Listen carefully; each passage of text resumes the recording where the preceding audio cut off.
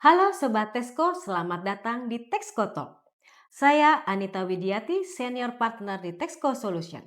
Selamat datang di Texco Talk, ruang bincang yang mengupas berbagai macam topik menarik seputar tax, accounting, custom, dan juga legal.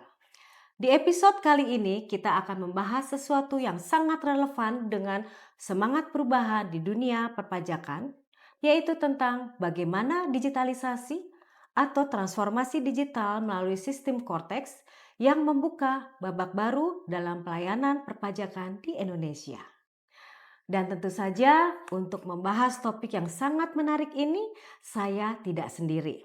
Hari ini saya berkesempatan berbincang dengan sosok yang sangat berpengalaman di bidang ini, yaitu Bapak Hari Gumelar. Selamat pagi Pak Hari. Pagi, Mbak Anita. Selamat pagi, Sobat Texco. Boleh saya panggil Pak Hargum saja ya Pak? Hargum aja, biasa aja. Nah, Pak Hargum ini adalah Ketua PADIPI, yaitu suatu perkumpulan ahli digitalisasi dan profesional pajak di Indonesia. Sekaligus beliau juga merupakan seorang mantan pejabat di Direktorat Jenderal Pajak. Nah, untuk mengenal beliau lebih lanjut, saya akan membacakan sedikit karir beliau. Pak Hargum adalah sosok yang telah mengabdi lebih dari 32 tahun di Direktorat Jenderal Pajak. Dengan 13 tahun terakhir, beliau menjabat di posisi strategis sebagai Direktur dan Kepala Kantor Wilayah. Pak Hargum juga dikenal sebagai pejabat yang berpengalaman tidak hanya di bidang perpajakan, tapi juga di teknologi informasi dan transformasi organisasi. Beliau juga terlibat langsung dalam sejumlah program besar modernisasi DJP, termasuk pengembangan sistem SE-DJP, DJP online, dan juga e-faktur. Beliau pernah menjabat antara lain sebagai Direktur Transformasi Teknologi Komunikasi dan Informasi, kemudian juga pernah menjabat sebagai Direktur Teknologi Informasi Perpajakan, serta Direktur Kepatuhan Internal dan Transformasi SDM. Selain itu, beliau juga pernah memimpin 2 kantor wilayah di Direktorat Jenderal Pajak, yaitu untuk wilayah Kalimantan Timur dan Utara, serta yang terakhir sebagai Kepala Kantor Wilayah di lingkungan Jawa Barat II. Dalam perjalanan pendidikannya, beliau menamatkan studi Teknik Geologi di Institut Teknologi Bandung pada tahun 1990 dan melanjutkan ke jenjang Magister Science di bidang Teknologi Informasi di Queen Mary University of London pada tahun 1996 sampai 1997. Kini, setelah purna tugas, beliau tetap aktif berkontribusi di dunia perpajakan melalui berbagai wadah. Di antaranya sebagai Ketua PADIPI dan Sekretaris Umum P5 Direktorat Jenderal Pajak, yaitu suatu organisasi para pensiunan pegawai pajak yang turut memberikan masukan kebijakan serta edukasi pada masyarakat. Kita akan mendengar langsung cerita beliau tentang perjalanan digitalisasi pajak, tantangan penerapan Cortex, dan bagaimana peran PADIPI membangun ekosistem perpajakan digital yang sehat dan berintegritas. Baik Sobat Tesko, mari kita mulai segmen pertama.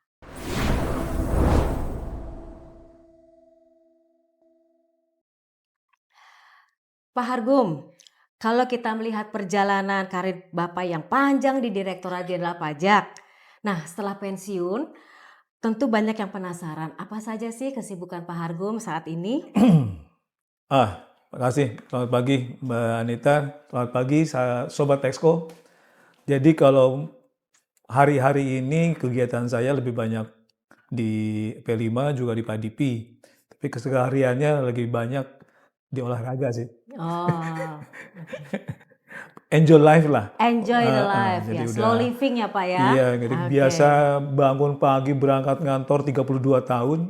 Dan sebagian besar kan saya di Jakarta ya. Dibanding dengan di Kalimantan dan di Medan, saya di luar Jawa itu hanya 3,5 tahun, tapi sisanya di Jakarta. Oh, di Jadi Jakarta. kebayanglah hampir 32 tahun bangun pagi berangkat pulang malam di Jakarta gitu. Jadi sekarang waktunya menikmati santai di Oke. Bekasi. Jadi santai ya Pak ya, tapi Kita tahu nih Bapak ini kan sekarang menjadi ketua PADIPI ya. Hmm. Nah, kita ingin tahu kira-kira apa sih yang mendasari kok Bapak jadi tertarik nih di dunia Ah, digitalisasi dan bahkan menjadi ketua PADIPI nih, Pak? eh, Mungkin karena background saya ya, walaupun saya di pajak, tapi sebenarnya kalau di pajak, kalau kita lihat dari background saya, S2 saya juga ambilnya IT IT, gitu ya. oke. Nah, jadi dan sebagian besar karir saya di DJP itu lebih banyak di IT-nya sebenarnya. Oke, Jadi dari mulai pelaksana sampai eselon 3 itu saya di IT, baru jadi kepala kantor itu di 2007 oke, gitu ya. Jadi dan kemudian promosi jadi direktur IT lagi. Jadi oke. ya mungkin itu yang terbelakangnya memang ketertarikan di pajak. Saya lebih senang untuk membangun sesuatu, meng-create sesuatu dan memudahkan orang-orang itu dalam melaksanakan kewajiban perpajakannya sebenarnya. Oke, jadi Gitu. memang IT sudah jadi mendarah daging ya karena Ya ketertarikan, mungkin karena passion background, Bapak di nah teknologi informasi. kayaknya mungkin karena background saya juga sekolahnya teknik, jadi saya lebih senangnya sesuatu yang real gitu ya, teknik. Oke, terima kasih Pak. Nah, sekarang bicara PADIPI. Ini Hmm. Sobat Tesco ingin mengenal lebih jauh. Apa sih PADIPI itu? Singkatannya apa? Hmm. Dan boleh diceritakan bagaimana latar belakang berdirinya PADIPI ini, Pak? Jadi gini, Pak Dipi itu sebenarnya salah satu perkumpulan anak-anak muda tadinya, Oke. anak-anak muda yang senang terhadap digital perpajakan. Ya tujuannya sih sebenarnya untuk membantu masyarakat gitu ya, lebih Oh, paham tentang perpajakan. Kalau digitalnya sendiri sebenarnya pajak itu kan sudah karena saya dulu juga di pajak, kayaknya dari mulai tahun 94-an gitu, iya. sebenarnya pajak itu sudah mulai digital perpajakan. Nah yang mulai agak besar jamnya itu ketika DJP itu membangun kantor wajib pajak besar Oke, sebenarnya. LTO ya yang Ada kita kenal ya, LTO betul. gitu. Jadi Iya. waktu DJP membangun kantor wajib pajak besar, nah itu suatu jam yang sebenarnya DJP mulai serius membangun suatu aplikasi. Oke. Nah di situ. Nah PADIPI-nya sendiri sebenarnya membantu untuk lebih sinergi saja sih dengan masyarakat digital, dengan DJP, lebih tahu bahwa Indonesia ini sangat luas gitu ya. Kayaknya yang baru terkena paham Paham. tentang digital perpajakan itu ya mungkin persentasenya masih kecil. Masih kecil. Ya, jadi kalau kita lihat yang di luar sana masih sangat jauh tertinggal dan juga kalau lihat infrastrukturnya di Indonesia pun masih sangat Sedikit. tertinggal gitu. Tertinggal. Jadi masih banyak PR-nya lah kalau Oke. memang Indonesia ini mau semuanya lebih baik untuk menuju ke digitalisasi gitu. Itu berdirinya sudah berapa lama ya Pak PADIPI itu? Padipinya ya? Ya. Padipinya 2000 pas saya pensiun kayaknya ya. Karena saya menggantikan orang gitu ya. Oke. Jadi saya bukan ketua yang Oke. pertamanya malah anak muda. Yang Oke. pertamanya malah anak muda, sama-sama lulusan dulu di Bandung juga, tapi kemudian dia menyerahkan ke saya. Jadi kalau bisa dibilang PADIPI itu memang sudah lama tapi Bapak menjabat di tahun 2024 gitu ya, begitu maksud 2025 empa ya? 2024 24 akhir. akhir. Iya, Oke, jadi sebagai ketua PADIPI. jadi udah setahun Setahun. setelah setelah Ah, setelah berdiri baru saya. oke. Tadi Bapak bicara tentang, masalah digital ya. Sekarang kalau dalam konteks, digitalisasi pajak, sebenarnya peran apa sih yang ingin diambil sama PADIPI untuk mendukung modernisasi pajak di Indonesia ini, Pak? Ya gini, jadi PADIPI itu salah satu organisasinya. Nah, Ya. PADIPI sendiri sebenarnya punya anak usaha yang namanya Lembaga Sertifikasi Profesi. Mhm. Nah, di situ kita bersama LSP Modern itu mengajak orang-orang untuk lebih punya kemampuan yang tersertifikasi.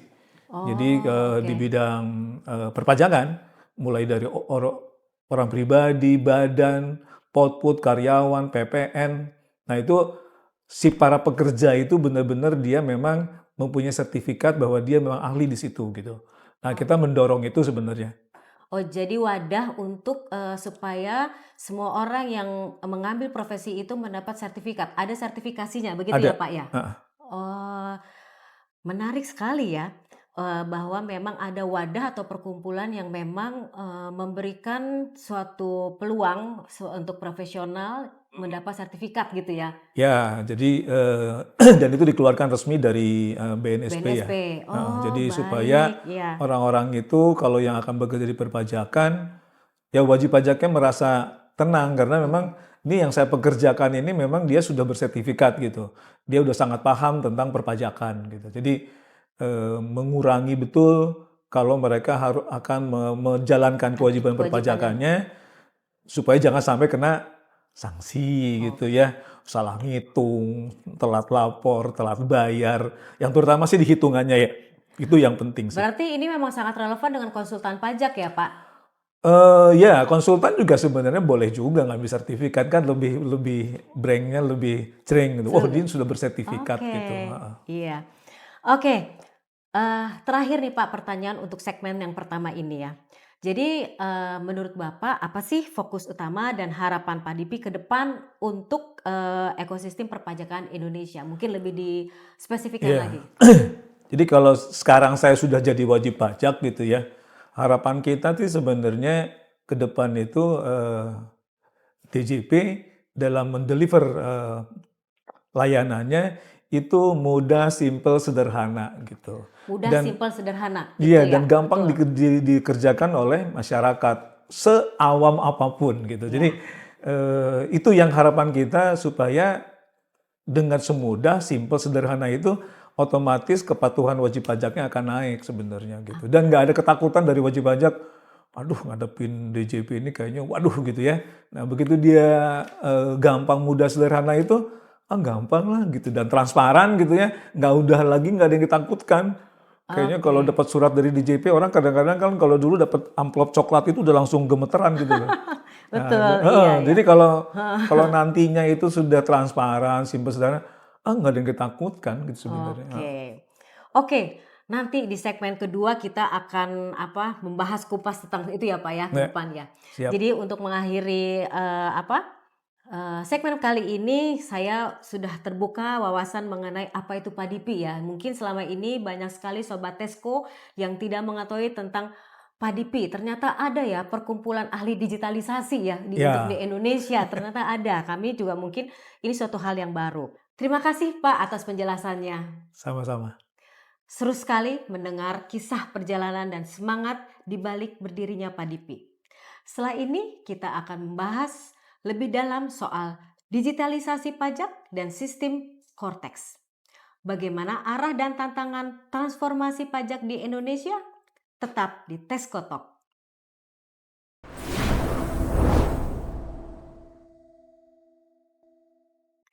Kembali lagi di Tesco Talk bersama saya dan Pak Hargom. Nah, sekarang kita masuk ke pembahasan yang kita tunggu-tunggu nih Pak ya, Lebih yaitu serius. mengenai digitalisasi pajak dan juga Cortex. Oke. Nah, Pak Hargum, kalau kita bicara tentang arah transformasi digital di bidang pajak, bagaimana nih menurut Pak Hargum melihat posisi Indonesia saat ini dibandingkan dengan negara lain? Oke. Jadi kalau lihat lagi ke belakang ya, DJP itu mulai tadi membangun perpajakannya, administrasinya secara digital itu mulai tahun mungkin seriusnya itu 2002 lah waktu kita bangun LTO. Ya, Karena sebelumnya kita sudah punya di tahun 94 gitu ya, itu pakai SIP. Tapi itu memang sangat sederhana sekali aplikasinya. Jadi waktu itu masih sangat, itu juga sudah digital tapi waktu itu database-nya masih pisah-pisah gitu ya, terdistribusi. ya. Nah, barulah kita bangun yang mulai modern itu di tahun 2002 waktu kita bangun LTO. LTO. Nah, di situ database-nya sudah sentral, walaupun hanya dipakai oleh 3 kantor. Oke. Jadi LTO 1, LTO 2, dan Kanwil. Nah, itulah kita sudah punya. Nah, karena contoh itu bagus, contoh itu menarik, dan contoh itu berhasil di LTO ya, waktu Iya. itu dengan skup yang kecil. Kecil. Nah, kemudian itu kemudian diimplementasikan di seluruh Indonesia gitu. Di Jadi seluruh kantor pajak di Indonesia. ya, jadi Oke. dulu selain LTO, DJP itu masih punya 3 kantor lain ya, KPP, Karikpa, KPPBB gitu. Oh, Jadi ada 3 kantor ya, 3 iya, jenis dulu kantor. tiga tipe kantor waktu itu di Iya, luar LTO. betul. Nah, barulah 2004 2004 kalau nggak salah, setahu saya dulu Jakarta Khusus KPP BUMN waktu itu yang pertama itu gabung ke sistem yang mirip dengan LTO, muncullah namanya yang SIDJP Oke. gitu. Itu SIDJP itu pertama kali yang menggunakan adalah KPP BUMN. BUMN. Walaupun persis sama dengan yang ada di LTO, tapi beda. Ada beda sedikit gitu ya, Ya. tapi secara arsitektur itu sama gitu. Oke. Nah itulah yang mulai gini. Nah kemudian berangkat dari sana karena keberhasilan LTO meningkatkan penerimaan yang waktu itu tumbuh Iya. sekitar 40%, pimpinan di kementerian kemudian mengharapkan bahwa seluruh Indonesia bisa mengikuti apa yang terjadi di LTO, bagulah yang ada dibikin SIDJP itu. Oke. Nah itu kemudian dengan bertahap juga dari sisi reformasi di DJP-nya. Selain selain IT-nya juga SDM dan organisasinya, gitu ya. Dan itu baru selesai di 2009 tahap pertama. Ya, tahap pertama itu selesailah di 2009 gitu. Nah gitu kira-kira sih waktu itu. Tapi memang kalau tadi pertanyaannya bagaimana sih IT DJP dibanding dengan negara lain gitu ya. Di saat itu ya Pak, di tahun yang tadi baru modernisasi. Itu masih sangat jauh ya. Nah walaupun memang kita agak terlambat sih kalau menurut saya ya. Kita agak terlambat. Terutama juga dari sisi kemudahan, kelancarannya, karena memang Indonesia ini kan negara yang sangat luas ya. Iya. Jadi infrastrukturnya sendiri mungkin internet itu hanya ada di kota-kota besar gitu. Sementara kalau Mbak Nita ke daerah terpencil sana, jangankan ada internet, GSM aja biarpet gitu. Nah itu memang kesusahan kita. Kalau kita memang mau semuanya itu centralized, itu memang kesulitannya di situ waktu itu. Nah, kita waktu itu selesai meng-SIDJP-kan saja, itu setelah saya menjadi eselon 2 direktur gitu. Jadi dari SIDJP itu dari mulai tahun 2004 gitu ya, diterapkan, itu seluruh KPP baru selesai itu 2011. Oh. Seluruhnya. Jadi seluruh Indonesia menggunakan SIDJP itu 2011. Nah, jadi memang waktu itu kan mulai 2007 tapi ya tahap 2-nya ya. Tahap 2-nya. Nah, tahap 2 itu mulai 2007 setelah kemudian muncul KPP Pratama yang menggabungkan antara KPP, KPPBB dan Karipa. Nah, mulai 2007 itu sebenarnya yang menggabungkan 3 kantor menjadi satu. Gitu. Jadi itulah yang kemudian baru selesai di 2012. Jadi kalau tadi balik lagi ke pertanyaan seperti apa, kita masih sangat tertinggal sih kalau menurut saya ya. Masih banyak PR-nya sih. Jadi kalau dibanding dengan beberapa yang saya datang belajar ke beberapa negara, banyak sebenarnya hal-hal yang bisa kita pakai, bisa kita tiru, tapi belum bisa gitu ya. Belum bisa diterapkan di Indonesia. Yang udah tuh yang kita belajar itu yang e-faktur. Nah e-faktur itu salah satu yang kita belajar ke negara Korea, Chili kemudian beberapa negara Australia gitu. Tapi kita memilih e-faktur model Indonesia gitu. Jadi dari beberapa negara kita gabung lihat kayaknya ini yang paling cocok kita model Indonesia saja. Walaupun beberapa waktu itu mengambil dari mereka juga idenya.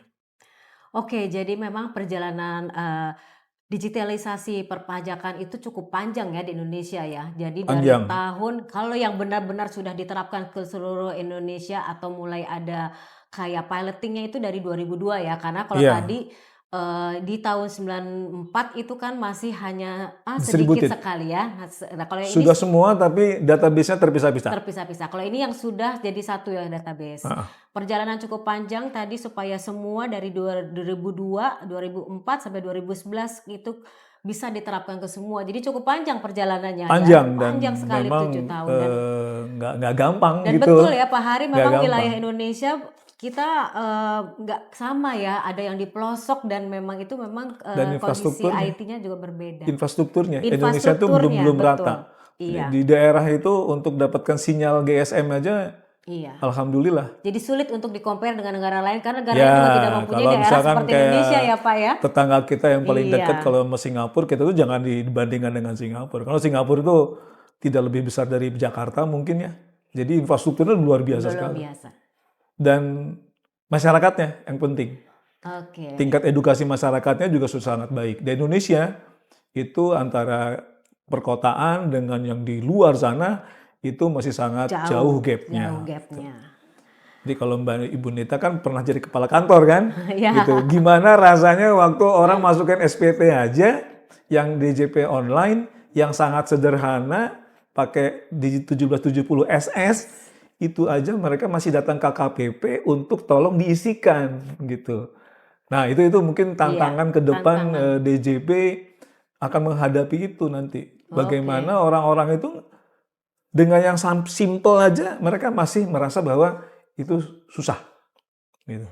Karena memang terkendala dengan mungkin gampang tapi nggak punya sinyal, Oke. nggak punya Masalah jaringan nggak berarti ya punya Pak? akses Iya, gitu. oke. Kami nggak punya komputer, pakai HP juga nggak ini, jadi akhirnya datang ke KPP Oke. gitu. Oke Pak Hargum, tadi menarik ya, berarti sekarang ini kita ke depan memang sudah pakai digitalisasi pajak semua nih ya, digital semua. Nah, apakah itu kita hanya berbicara tentang sistem dan teknologi saja atau bisa merubah menyangkut perubahan budaya kepatuhan juga nih Pak? Karena kan Nggak, akan ada korelasinya nih Pak. ya, memang seharusnya kalau di Indonesia itu tidak bisa diseragamkan satu aplikasi itu untuk seluruh wajib pajak. Kalau bayangan saya ya, kalau pendapat saya pribadi. Mm-mm. Karena kita punya segmen-segmen yang sebenarnya yang sudah aman itu misalkan kalau corporate. Oke, Corporate besar di Indonesia, kota-kota besar itu rasanya aman. Mau menggunakan sistem digital yang rumit apapun, mereka bisa ikut. bisa ikut. Bisa ikut. Jadi misalkan tinggal, tapi memang bebannya jangan diambil alih oleh kita gitu. Betul. Jadi kita lebih baik menyediakan sarananya, konsepnya seperti apa, mereka sendiri nanti yang akan kemudian mengirim datanya. Nah itu lebih gampang dibuat dibanding untuk kita sebenarnya. Oke. Nah baru ada yang di level di middle. Nah yang middle ini mungkin akses kepada digitalnya, ke infrastrukturnya juga mereka masih bisa gitu. Nah itu masih oke. Jadi mereka menggunakan itu masih oke. Nah yang berat itu memang yang masyarakat yang dan itu yang paling banyak sebenarnya. Yang masih sangat susah untuk masuk ke infrastrukturnya DJP gitu. Pakai komputer, boro-boro ada komputer. Iya. Walaupun kalau teman-teman sekarang kita lihat di media sosial, di kampung-kampung sudah pakai IG, sudah pakai TikTok gitu ya. Nah, DJP mestinya berpikir bahwa harus menggunakan mobile gitu. Jadi sebisa mungkin mereka tuh bisa akses lewat handphone. Karena kalau menggunakan komputer mereka nggak punya komputer. Tapi kalau handphone rasanya sekarang sudah hampir di seluruh Indonesia bisa, sehingga seharusnya lapor bayar dan registrasi itu mereka bisa menggunakan mobile phone. Iya. Jadi kalau sekarang memang Pak, kalau ketinggalan dompet kita nggak pusing, tapi kalau ketinggalan handphone itu kita pusing karena semua ada dalam genggaman itu kan. Karena Nah, bayar aja sekarang udah pakai kris gitu ya. turis semuanya. Nah, tadi bicara ke depan ini nih. Jadi sekarang kan kita tahu Direktorat Jenderal Pajak ini sekarang sudah menerapkan namanya Cortex ya Pak ya. Ya, Jadi tadi kan perjalanan panjang dari modernisasi dan akhirnya sepengetahuan kami ini Cortex ini mulai diterapkan di awal tahun 2025 yaitu 25. tahun Januari 2025. Betul. Nah, kita diharapkan menggunakan semua para wajib pajak dan Sobat Tesco juga harus menggunakan Cortex. Nah, menurut Bapak, tantangan terbesar di lapangan itu sebenarnya dari sisi teknisnya tuh teknis, SDM atau ada regulasi nih?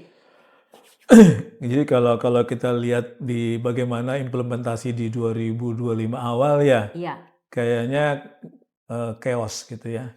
Karena banyak hal yang seharusnya tadinya jalan, tiba-tiba begitu dibalik begitu, banyak hal yang kemudian mandek. Contohnya yang tadi yang memang waktu dulu kita seperti e-faktur itu ada beberapa segmen. iya. Jadi untuk corporate besar itu menggunakan host to host. Untuk yang middle kita bisa menggunakan desktop. Desktop, Untuk ya. yang hanya menerbitkan 1, 2, 3 kita menggunakan web base gitu. Nah, tapi dengan Cortex kemarin itu untuk yang PKP seluruhnya menggunakan web base. Nah, itu yang kemudian salah satu yang mungkin menjadi kendala sebenarnya. Karena bayangkan ada wajib pajak itu setahu saya itu ada yang sehari bisa menerbitkan ratusan ribu Oke. gitu. Ratusan ribu dia menerbitkan dan begitu kemarin itu dia hit ke Cortex dan kemudian bermasalah. Itu yang pertama di sisi yang itu yang corporate yang dulunya tidak pernah terkendala. Oh, Ya kan? Nah, yang kemarin juga yang menjadi masalah adalah mungkin di sisi implementasinya sih. Pemilihan implementasi secara serentak atau mungkin dikenalnya di kemarin itu adalah secara Big Bang gitu. bank. Jadi secara Big Bang implementasinya memang ada sisi positif dan negatifnya sebenarnya. Mungkin kalau positifnya Big Bang sekali selesai semua jalan beres lancar, alhamdulillah nggak ada lagi Ya. dua sistem segala macamnya beres. Ya. Itu kalau lancar, kalau tidak ada kendala gitu. Tapi begitu ada kendala, begitu satu kendala terjadi itu akan terjadi di seluruh Indonesia dan akhirnya menyebabkan sistem crash. Nah, itulah yang terjadi kemarin. Oke. Gitu. Dan kemudian ada hal yang menarik sebenarnya Cortex itu kemarin itu mengandalkan juga validasi dari pihak ketiga Oh, gitu ya. Jadi seperti waktu validasi KTP itu ternyata DJP itu ngehit ke servernya Dukcapil. oke, itu pihak Nah, ketiganya jadi ya. saya nggak tahu waktu itu apakah memang trafficnya di Dukcapil yang begitu banyak sehingga kemudian banyak yang gagal waktu itu, atau memang validasinya ketat sekali. Beda satu huruf pun kemudian dianggap fail Tidak valid. gitu. Jadi tidak valid. Nah, itu ya juga yang menjadikan kenapa Januari itu begitu chaosnya gitu. Sehingga ketika itu terjadi, ya terjadi di seluruh Indonesia. Nah, padahal mestinya kalau itu dulu kalau contoh kedua penerapannya secara segmentasi gitu. Nah, kesalahan-kesalahan itu hanya akan terjadi di beberapa segmen saja dan bisa kita perbaiki sehingga nanti di segmen berikutnya itu sudah tidak salah lagi. Ya, jadi lebih smooth lah, lebih lean dan nggak heboh gitu. Memang kesulitannya kita jadi punya dua sistem. Nah, tapi itu juga nggak masalah sebenarnya karena waktu kita dulu pindah ke SIDJP itu juga kita punya dua sistem gitu dan nggak masalah Tidak waktu masalah. itu. Ya, jadi memang kalau pada saat awal Cortex itu diterapkan di awal Januari ya Pak 2025, memang itu belum semua sistem itu belum bisa berjalan dengan baik. Tapi dengan berjalannya waktu, sepengetahuan kami juga sudah mulai agak membaik ya Pak ya, Ya. sistem Cortex ini. Karena memang harus ada adjustment-nya juga untuk dalam pelaksanaan Cortex tersebut ya. Nah, karena kan di satu sisi mungkin masyarakatnya juga masih terkaget-kaget belum siap dengan perubahan yang sangat signifikan dan juga mungkin dari sisi teknis juga ada yang tadi seperti Pak Hargum sampaikan ada validasi dengan pihak ketiga gitu ya. Jadi memang harus diseimbangkan gitu ya. Nah, ke depan ini kan kita juga tahu ya Pak akan menghadapi SPT tahunan. Nah, SPT tahunan. ini Jadi tantangan baru mungkin lagi. bagaimana cara menyeimbangkannya supaya masyarakat juga bisa menyeimbangkan, kemudian juga aturannya atau teknisnya di lapangan itu bisa Ya, diterapkan ya gitu loh, supaya iya. lebih smooth perjalanan Cortex ini. Memang ini kayaknya tantangan DJP yang luar biasa nih untuk tahun depan di 2026 ya. Iya. Karena pertama kalinya DJP kemudian akan berpindah yang tadinya dari beberapa channel gitu ya. Wajib pajak bisa lapor. Nah, tahun depan itu wajib pajak diharapkan itu semuanya menggunakan Cortex gitu. Nah, dan sayangnya untuk nyoba belum bisa sampai sekarang nih, ya kan masyarakat belum bisa karena itu masih tertutup. Baru tahun pajaknya setelah bukti potongnya selesai semua baru Januari itu baru bisa dicoba, Oke. gitu ya. Jadi memang kalau sekarang ini baru tahu oh ada halapornya seperti itu tapi belum pernah dicoba. Oke.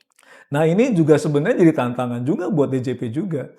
Apakah nanti begitu, dan mungkin harus diingat juga nih, habitnya orang Indonesia lapornya itu selalu at the end of the Last day. minute ya Pak. Last minute gitu. Bayangkan nanti kalau di Maret ya Bu Nita ya, Sobat Texco, itu nanti di Maret, di tanggal 20 sampai 30 Maret, itu berbondong-bondong orang ngehit DJP. Iya. Nah itu yang dikhawatirkan sebenarnya. Nah makanya DJP harus punya strategi mulai dari sekarang. Mestinya sih mulai dari Juli sih mestinya ya. Mestinya dari bulan Juli itu sudah mulai melakukan sosialisasi, at least terdaftar dulu akunnya. Ya. Oke. Jadi memang ini tantangan kita bersama ya Pak ya. Kita sebagai juga wajib pajak juga ingin sistem perpajakan kita lebih baik ya sebenarnya Pak ya. Jadi kita harapkan, saya juga tahu bahwa memang Direktorat Jenderal Pajak lagi gencar bersosialisasi untuk semua tentang Kortex, bagaimana mengaktifasi akun Kortexnya gitu kan. Gencar, dan mudah-mudahan kita juga bisa membantu untuk memberikan pencerahan kepada Sobat Texco juga ya. Nah, ada hal yang menarik nih Pak, yang tadi kan kalau dengan sistem Kortex ini kan berarti kita ingin tahu mengenai masalah keamanan. Kita kan suka ditanya masalah keamanan itu bagaimana sih? Apakah nanti dengan Kortex malah WP merasa aman karena semuanya transparan? Atau malah justru menakutkan karena semua serba terekam gitu Pak? Iya. Jadi gini, Bu Nita, sebenarnya DJP itu dari tahun 2000, saya waktu di Kaltim-Tara itu 2011 ya. Saya ingat dulu DJP itu sudah punya PP 31 kalau tidak salah, itu mengenai pertukaran data. Ya kan? Dari semua, jadi seluruh kementerian, lembaga maupun swasta diwajibkan menyampaikan data ke DJP. Jadi sebenarnya waktu itu sudah ada, datanya di DJP itu sudah ada. Hanya memang waktu itu sebenarnya kesulitannya itu adalah reference key-nya dari semua lembaga itu nggak seragam. Gitu. Jadi makanya waktu itu DJP kan berinisiasi kemudian KTP itu menjadi NPWP. Nah, karena sebenarnya seluruh transaksi di Indonesia itu menggunakan KTP. Nah, sehingga dulu data yang sudah ada itu bukan nggak bisa ya. Kalau dibilang nggak bisa sih, nggak bisa diolah, tapi butuh effort yang lebih besar. Gitu. Nah, dengan sudah dia ber-KTP, NPWP itu KTP, data yang dari luar itu lebih mudah. Nah, apalagi Kortex itu kan basisnya untuk orang pribadi, KTP. Nah, sehingga data-data dari pihak ketiga atau lembaga kementerian itu akan match gitu. Makanya di Kortex teman-teman selalu validasi dulu, pemadanan dulu NPWP dengan KTP. Nah, karena nanti data yang akan masuk ke DJP itu akan lebih gampang diolahnya. Jadi kalau saya beli rumah, ketahuan tuh. Jadi, saya beli rumah, ketahuan. Gitu. Saya beli mobil, ya ketahuan. Jadi sebenarnya sih dibilang menakutkan, dari dulu juga udah ada gitu ya. Jadi dari dulu juga udah ada sebenarnya, hanya sekarang memang ya itu akan tersaji di sistem. Dulu juga sudah, tapi butuh effort. Jadi kalau dulu itu kita masih butuh effort untuk, nah hanya sekarang DJP lebih mudah untuk menampilkannya bahwa Ibu Nita beli rumah, Ibu Nita beli mobil, sekarang rumahnya di mana aja, mobilnya di mana saja, dia terdaftar di perusahaan apa saja, itu akan sangat mudah gitu.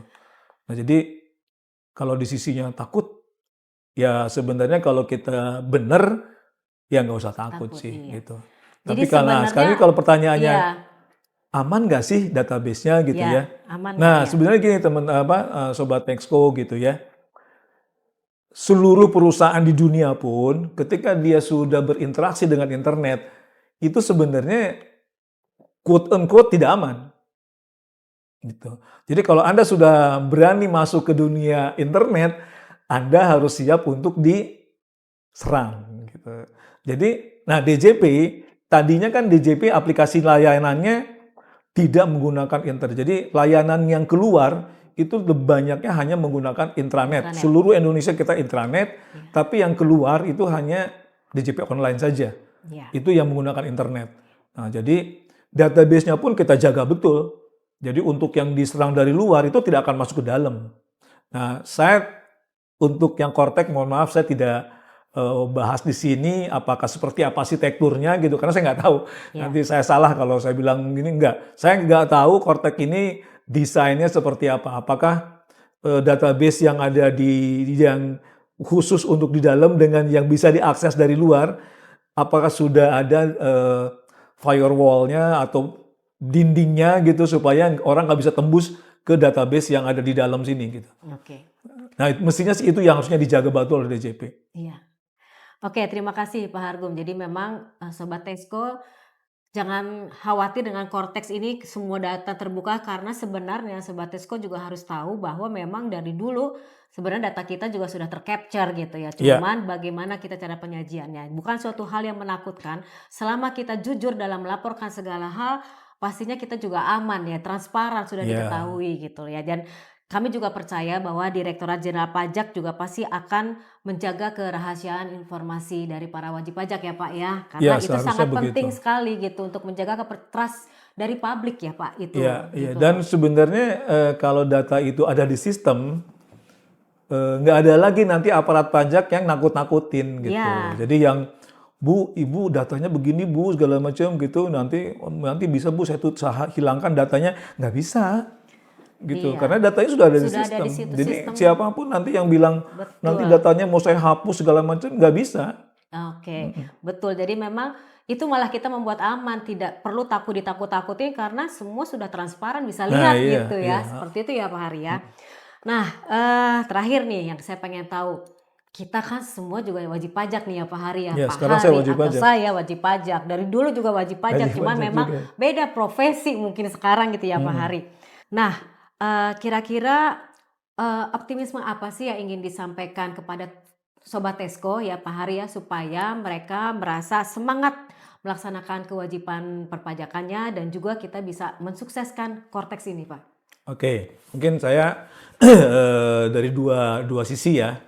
Pertama dari sisi DJP-nya yang tadi saya sampaikan, ya DJP memang harus lebih gencar lagi mensosialisasikan bagaimana Cortex itu, bahwa tahun depan itu wajib pajak harus menyampaikan SPT tahunnya melewat Cortex, dan itu mereka harus terregistrasi, gitu kan?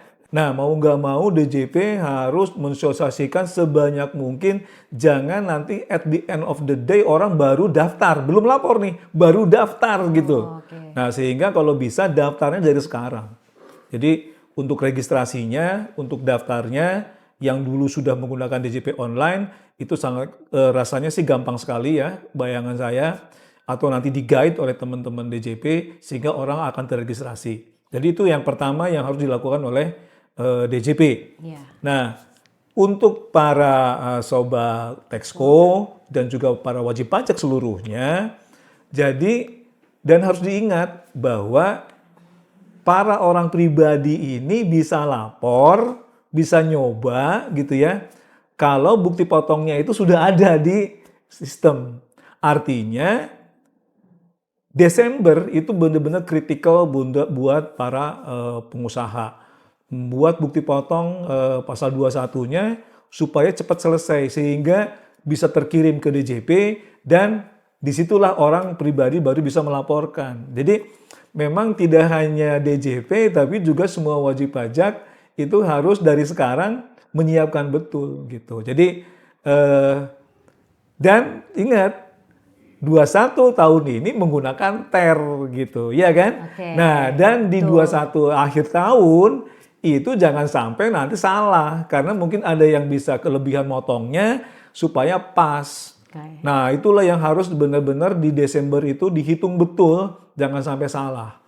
Oke. Jadi memang ini sinergi antara wajib pajak juga dengan DJP-nya, bagaimana kemudahan-kemudahan yang harusnya gampang melaporkan itu bisa tercipta gitu. Jadi harus sinergi semuanya. Jadi dan peran nih kalau banyak sebenarnya peran konsultan-konsultan ini harusnya lebih banyak lagi sebenarnya karena DJP itu nggak akan sanggup melakukan sosialisasi ke seluruh lapisan. Jadi DJP juga bisa mengajak para konsultan, asosiasi, tax center, itu sama bareng-bareng mensosialisasikan kepada wajib pajak. Jadi nggak bisa hanya DJP sendirian. DJP apalagi kalau melibatkan AR tuh kerjanya banyak gitu. Kalau penyuluh hanya berapa orang penyuluh di DJP. Jadi harus melibatkan seluruh lapisan masyarakat, terutama yang memang bergerak di bidang perpajakan. Konsultan, ada tax center, ada sekarang ini ada PJAP ya, yang memang mereka tugasnya PJAP. menyampaikan itu. Saya kira itu. Jadi Oke. kalau mereka kerjasama benar, insya Allah gitu ya, insya Allah kalaupun nanti ada masalah, masalahnya pun sudah bisa diantisipasi di mana-mananya gitu. Oke, jadi Pak Hari memang kita memang sebagai wajib pajak dan Sobat Tesco memang mari kita sama-sama rapihkan semua pelaporan pajaknya sampai akhir tahun gitu ya. Ya, Dan sama-sama kita menggencarkan itu sosialisasi supaya kita paham, jangan sampai last minute juga. Apa-apa yang harus dilakukan di awal segera lakukan gitu ya Pak ya. Dan jangan takut bahwa dengan Kortex ini semua bisa diatasi dengan baik dan mudah-mudahan nanti pelaporannya juga baik ya. ya. Satu Luar lagi biasa. Mbak Bagaimana? Bunita, sebenarnya gini, kalau dari Januari itu ya, baik karyawan yang di bawah PTKP ataupun yang di atas PTKP itu bukti potongnya dibuat, Oke. otomatis mereka tuh udah terregister sebenarnya. Oh, Gitu. Jadi sebenarnya kalau dia belum terregister, itu nggak bisa dibikin bukti potongnya.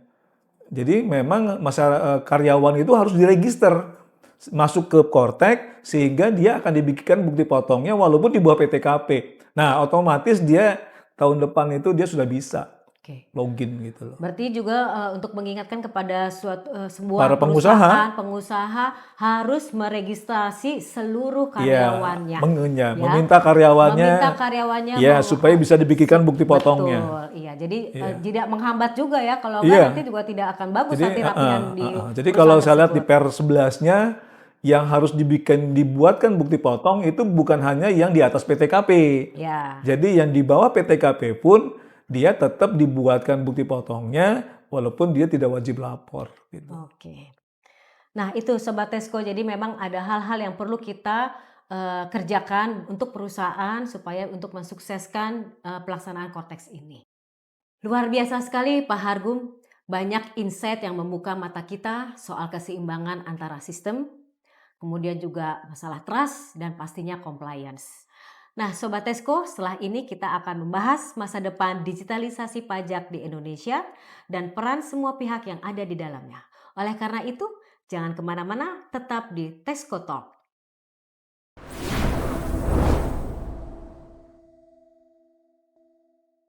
Baik, kita sudah sampai pada segmen terakhir di Tesco Talk. Pak Hari, bagaimana Pak Hari bisa melihat masa depan digitalisasi perpajakan di Indonesia ini khususnya melalui penerapan Kortex, dan bagaimana supaya bisa Kortex ini memperkuat tentang kepatuhan dan kepercayaan wajib pajak? Oke. Jadi niatnya DJP dengan membangun sistem ini kan pasti tujuannya adalah untuk meningkatkan compliance ya. Tujuan ujung-ujungnya ya pasti adalah bagaimana membiayai negara dari sumber penerimaan pajak gitu. Ya. Artinya tax ratio-nya naik. Biasanya dengan tax compliance naik, tax ratio-nya naik. Ya. Nah, disitulah sebenarnya sehingga dibutuhkan betul sebenarnya sinergi dari seluruh pihak. Jadi bayangan saya nggak mungkin hanya DJP sendiri gitu. Jadi selain DJP dari sisi pemerintah, itu seluruh kementerian lembaga juga harus semuanya sinergi dengan DJP. Nah, termasuk tadi yang data-data yang diminta DJP itu bisa terdeliver dan benar datanya, nggak sampah gitu ya. Nah itu yang dari sisi government. Nah di sisi masyarakatnya, wajib pajak, juga para konsultan gitu ya. Sebenarnya peran yang bisa diambil terutama para konsultan itu adalah membuat satu aplikasi yang sebenarnya bisa digunakan oleh wajib pajak. Nah, wajib pajak di Indonesia ini sekarang banyak yang terlena, yang selalu masih di dalam skema final gitu. Sebenarnya mungkin masyarakat nggak sadar bahwa final itu menguntungkan nggak sih sebenarnya? Oke. Karena untuk para startup gitu ya, para pengusaha yang di awal-awal, final itu rugi sebenarnya. Kenapa? Dia untung atau rugi bayar pajak. Beda dengan kalau dia pembukuan atau dia pencatatan. Iya. Kalau dia masih rugi, ya dia nggak bayar pajak, PPH. Ya, pajak penghasilan itu tidak harus dibayar kalau dia itu rugi. Tapi kalau pakai skema final, bayar. Oke. Gitu. Jadi sebenarnya itu yang harusnya mulai digiring bahwa peran dari para konsultan itu menggiring wajib pajak itu tidak harus final sebenarnya. Oh, Gitu ya, bikin aplikasi sederhana, pencatatan, pembukuan sehingga wajib pajak itu kan kalau dibikin sistemnya oleh DJP mereka masih khawatir jadi ketahuan semua dong gitu ya. Nah, tapi kalau yang membuat itu adalah pihak konsultan, nah jadi pembukuan pencatatannya otomatis juga akan direview oleh konsultannya. Sehingga waktu dia nanti mendeliver laporannya itu diyakini bahwa sudah benar. Gitu. Jadi tidak salah lagi. Nah, dan itu juga menguntungkan DJP sebenarnya.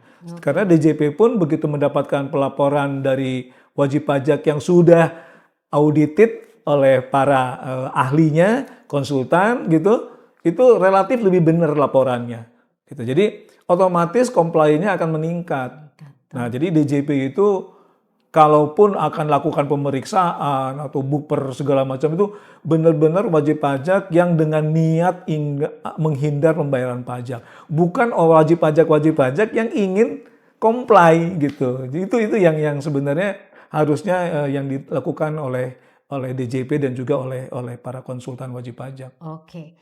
Berarti sebenarnya untuk di era digital ini ya Pak Hari ya, peran konsultan pajak juga penting ya. Tadi seperti disampaikan Pak Hari ya, bisa membantu untuk membuatkan pembukuan digital. Tadi Bapak sampaikan seperti itu ya. Iya, Jadi bisa berperan bukan hanya konsultan itu menyelesaikan ada kasus. kasus atau apa, tapi bisa mengedukasi dan juga Betul. menyusun pembukuan secara digital gitu ya Pak ya, Iya, jadi membantu. diharapkan kalau konsultan itu punya beberapa aplikasi yang untuk pencatatan pembukuan yang digunakan oleh para pengusaha, itu akan mendorong mereka sudah comply gitu. Iya. Jadi konsultan bukan di-hire ketika menghadapi masalah dengan DJP. Karena kalau sudah ada masalah, ini kan kalau memang DJP yang benernya kan memang susah, memang udah harus salah, belum lagi kena dendanya, kena sanksi dan lain-lain. Iya. Sehingga wajib pajak itu harus didorong comply dari sejak dia mulai usahanya. Iya, berarti preventif sebelum ada masalah gitu ya. Betul. Konsultan bisa berperan dalam semua Lapisan lapisan, tahapannya. tahapan, Iya. betul. Iya.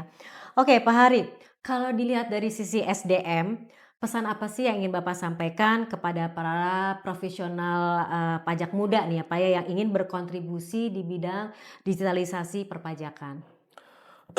Ya, katanya di dunia ini hanya dua yang pasti katanya, kematian dan pajak gitu.